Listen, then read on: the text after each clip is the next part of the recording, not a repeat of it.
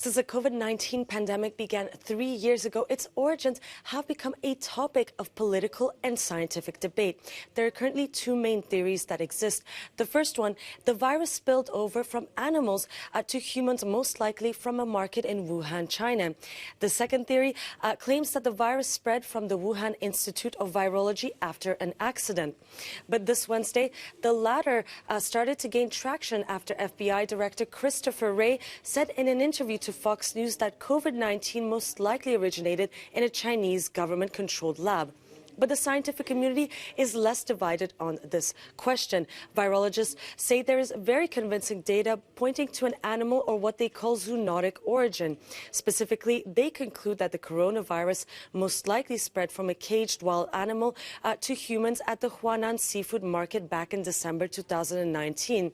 And one criticism from the scientists that study COVID-19 is that they're unable to look at the evidence the FBI is basing their lab leak claim on. The problem is that information is not shared.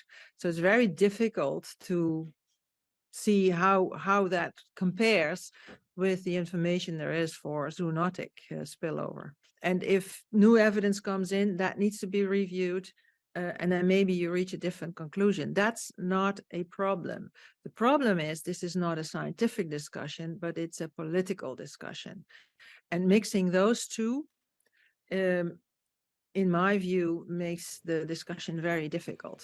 A joint China and WHO investigation in 2021 called the lab leak theory extremely unlikely.